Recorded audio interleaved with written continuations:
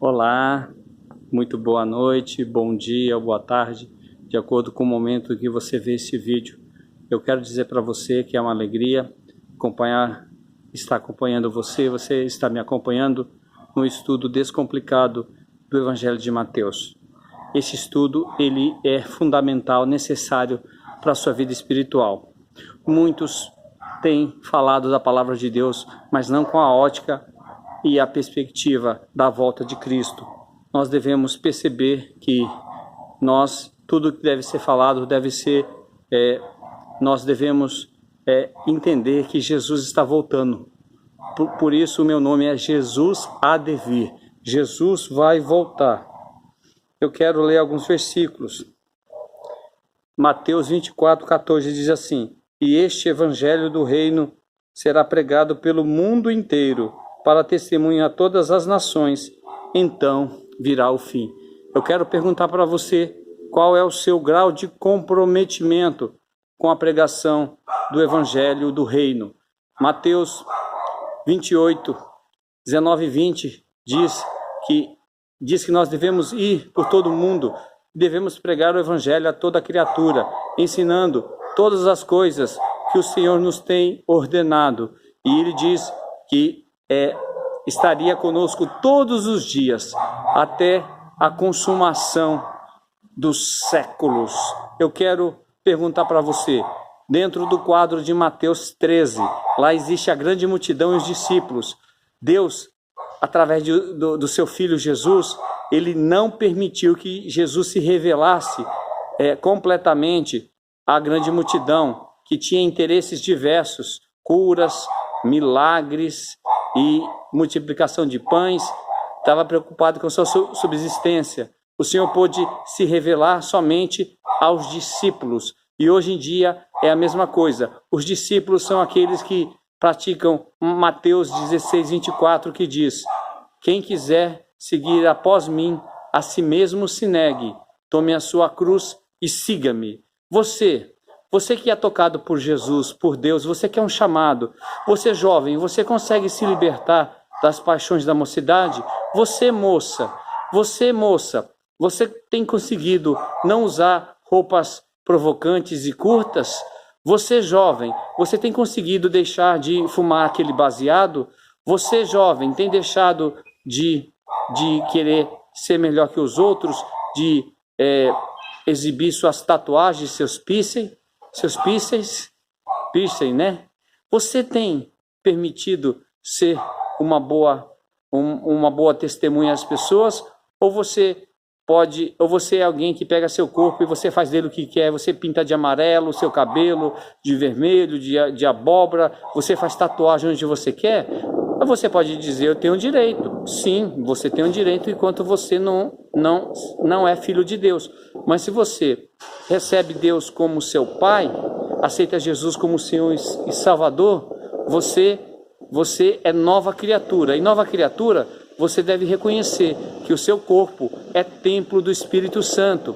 E você não deve expor seu corpo, você não deve marcar seu corpo de qualquer forma, usando tatuagem, piercing, e você não deve, portanto, tornar o templo do Espírito Santo, que é o seu corpo, porque Deus não habita em templo feito por mãos humanas, ele habita no seu corpo, ele habita em você. Por isso que nós somos templos do Espírito Santo, aqueles que aceitaram Jesus como seu único e suficiente Salvador. Mas a pergunta que não quer calar é esta: você é grande multidão ou você é discípulo? Você é a boa terra ou você é a terra que foi lançada a semente entre espinhos, solo rochoso ou à beira do caminho?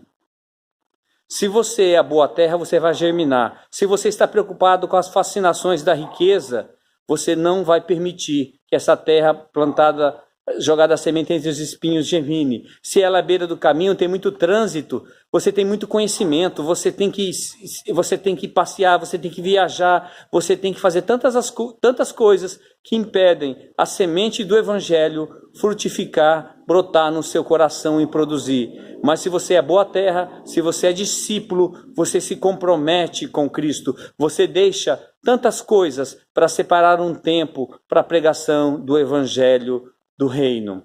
Eu estou percorrendo uma cidade fora da que eu habito, e aqui eu pude ter contato com pessoas, falar do amor de Jesus, falar que somente Jesus salva, que Jesus está voltando.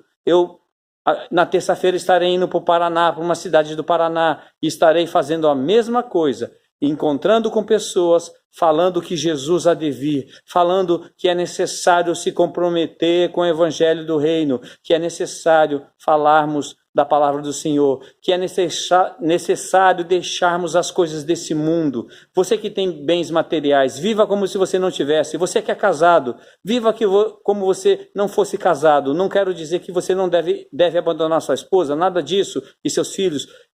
Você deve cuidar deles, mas eu quero dizer, você deve priorizar cuidar dos assuntos de Deus, assim como Noé. Noé nunca abandonou a sua família, mas ele inseriu sua família nos assuntos divinos. E aí Noé pôde ser poupado. Todo mundo da época ouviu a pregação do Noé por 100 anos, mas as pessoas ignoraram. E Noé dizia que o mundo seria destruído pelo dilúvio. E ninguém acreditou. O que aconteceu? Veio o dilúvio e levou a todos. Assim também será na vinda do Filho do Homem. Comiam, bebiam, casavam-se e davam-se em casamento, até o dia em que Noé entrou na arca e não perceberam. E veio o dilúvio e os levou a todos. Assim também será na vinda do Filho do Homem. Jesus, a segunda vinda dele será assim. As pessoas estão distraídas, querendo casar, comer, beber, trabalhar e deixam o principal, que é a vontade de Deus. Você precisa perceber que é tempo de arrependimento. Se arrependa, escute aqueles que falam as boas novas, aqueles que falam que o tempo se aproxima, a volta do Senhor está iminente. E você, jovem, você de qualquer idade, você precisa de alguma forma se comprometer com a pregação do Evangelho do Reino, para que você seja caracterizado, encontrado como discípulo, como pequenino, como justo, como profeta, como alguém que pratica a justiça de Deus, alguém que não somente é ouvinte, mas praticante da palavra de Deus. Que Ele te abençoe, que Deus te abençoe e abra o seu entendimento. Eu estou apenas semeando sementes. Eu gostaria de estar podendo convocar soldados, pessoas no Brasil inteiro para pregar o Evangelho, mas ainda não é o tempo. Não existem pessoas maduras para isso. E minha oração é para que você seja despertado do sono e você pregue o Evangelho do Reino juntamente com o exército de Deus que está se formando em todo o Brasil, em toda a terra, em nome de Jesus.